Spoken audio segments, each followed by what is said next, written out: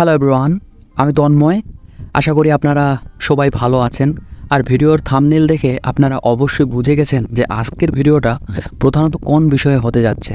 হ্যাঁ, একদম ঠিকই ধরেছেন। ভিডিওটা মূলত জন্ম সনদ কীভাবে ডাউনলোড করবেন অতি কম সময়ে এবং খুব কম সময়ে কিভাবে ডাউনলোড করতে পারবেন, আজকের ভিডিওটা মূলত সেটা নিয়ে। তো চলুন ভিডিওতে একটা লাইক করেন এবং চ্যানেলটাকে সাবস্ক্রাইব করেন, কারণ এরকম নিত্যদিনের সমস্যা সমাধানের ভিডিও যেন আপনারা অতি দ্রুতই পেয়ে যান আমার চ্যানেলে। তো বেশি কথা বলা যাবে না, সর্বপ্রথম আমরা চলে যাব আমাদের ক্রোম ব্রাউজারে।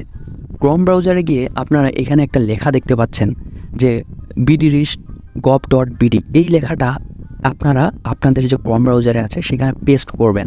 হ্যাঁ, এখানে দেখেন, ভালো করে দেখে আপনাদের ক্রোম ব্রাউজারে আপনারা লিখে দিবেন। দেন যখন আপনি প্রেস করবেন, প্রেস করার পরে আপনার সামনে এরকম একটা ওয়েবসাইট আসবে। লেখা দেখতে পাচ্ছেন যে জন্ম নিবন্ধন যাচাই করুন 2024 অনলাইন। ঠিক এই ওয়েবসাইটে যাবেন, অন্য কোনো ওয়েবসাইটে যাওয়ার দরকার নেই। এই ওয়েবসাইটটাতে গিয়ে আপনারা ক্লিক করবেন। হ্যাঁ, ক্লিক করার পরে আপনাদের সামনে এরকম একটা ইন্টারসেকশন আসবে এবং এগুলো আপনারা একটু স্ক্রোল করে একটু নিচে ঢুকবেন।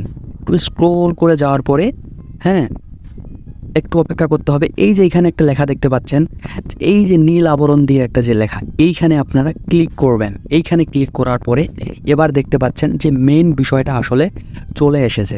তো এখানে একটা কথা বলি আপনাদের, যে আপনার যে বার্থ রেজিস্ট্রেশন যে নাম্বারটা আছে 17 অঙ্কের জন্ম নিবন্ধন যে নম্বরটা, এটা দিতে হবে এবং আপনার ডেট অফ বার্থটা দিতে হবে। সাথে এইখানে একটা গণিত আছে, আসলে 71 থেকে 45 বিয়োগ করলে যত হয় এটা আপনাদের দিতে হবে।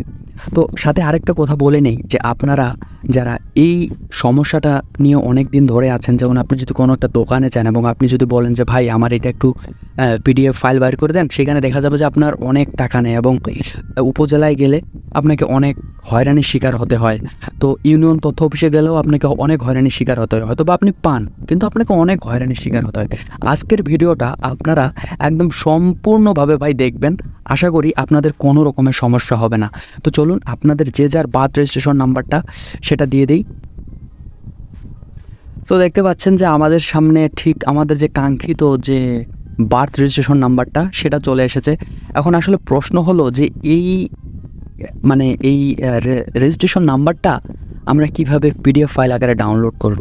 তো আপনাদের যে এই যে 3 ডট আইকন দেখতে পাচ্ছেন, এই মেনু অপশনটাতে যাবেন। এইখানে গিয়ে সবার প্রথমে যে শেয়ার বাটনটা আছে না, এইখানে ক্লিক করবেন। এইখানে ক্লিক করার পরে প্রিন্ট নামে যে লেখাটা দেখতে পাচ্ছেন, ঠিক এই জায়গাটাতে ক্লিক করবেন। একটু সময় লাগবে। তো দেখতে পাচ্ছেন যে এইখানে আমাদের যে বার্থ রেজিস্ট্রেশন নাম্বারটা একদম চলে এসেছে সম্পূর্ণরূপে। দেন সেভ অ্যাজ এ পিডিএফ এই লেখাটা দেখতে পাচ্ছেন, এখানে একটা ক্লিক করবেন। এখানে ক্লিক করার পরে দেখেন এইখানেই আরেকটা বাটন দেখাচ্ছে যে পিডিএফ নামে, এইখানে ক্লিক করবেন। এইখানে ক্লিক করলেই আমাদের এটা পিডিএফ আকারে চলে আসছে এবং আমরা কোথায় সেভ করতে চাই সেটা দেখাচ্ছে। তো আমি এটা এইখানে সেভ দিয়ে দিলাম, যে কোনো একটা জায়গায় যেন সেভ হয়ে যায়। মূলত আপনারা এইভাবেই আপনাদের বার্থ রেজিস্ট্রেশন নাম্বারটা এভাবেই সেভ করবেন। এবং ভিডিওটা যদি ভালো লাগে অবশ্যই একটা লাইক করবেন এবং চ্যানেলটাকে সাবস্ক্রাইব করবেন। ভালো থাকবেন সবাই, দেখা হবে।